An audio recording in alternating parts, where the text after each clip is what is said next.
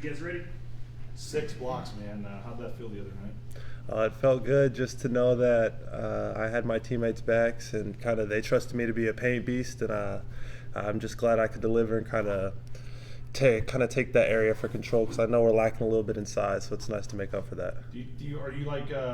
You think you surprise teams a little bit with your length and your athleticism? You're not the tallest guy, but you're pretty good at blocking shots. I think I surprised a lot of people, and they're like, he's only 6'6", 6'7", there's no way he gets to this, and I get quite a few of them, so I think it's a big surprise. How do you entice and hold your own inside there against people you give up 3-4 inches?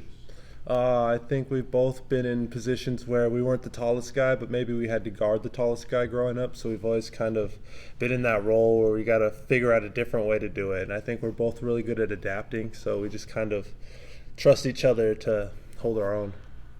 We joke around about Naje being Naje. Where does 6 blocks in a single game rank on like the Naje being Naje Richter scale?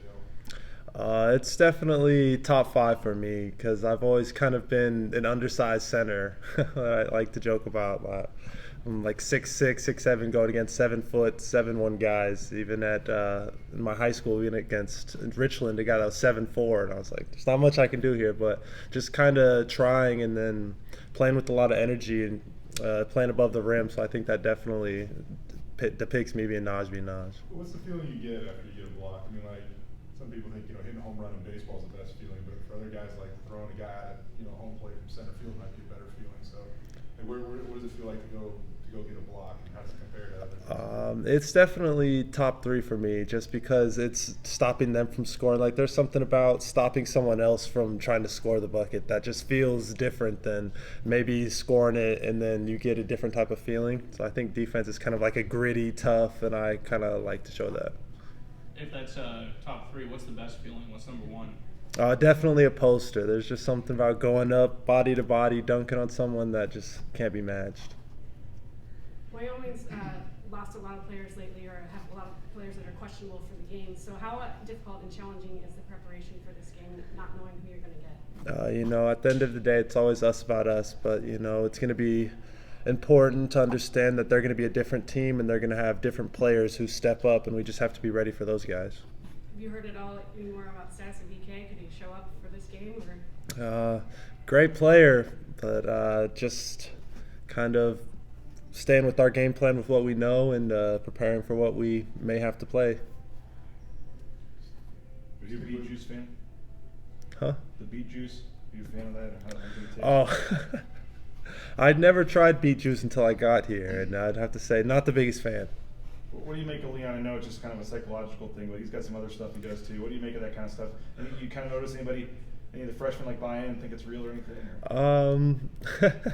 I definitely think a lot of the guys think it's silly, but I like what the meaning behind it and what it represents, and kind of we're tougher in our own minds if we can make our mindset up to do that. So I really like how he has reminders to kind of just remember we're tough, we're warriors, and we're going on a mission to do something. So I think it's impactful, but it can be silly at times. Stick with me for a moment for this question here. Against San Jose State, Moore, I mean, he kind of had an open runway there at you, but he got you. I feel like we live in a day and age where a lot of guys run out of the way when there's a guy running down the lane like that, but you went up and tried to contest it. So, are you ever getting out of the way? Do you care about the circumstances or anything like that? I feel like it's a double-edged sword. If you want to go for the big-time block, you got to be ready for it the other way. It's vice versa, the big-time dunk to be had. So it's not the first time it's happened. Probably won't be the last, but I'm always going to try to block it.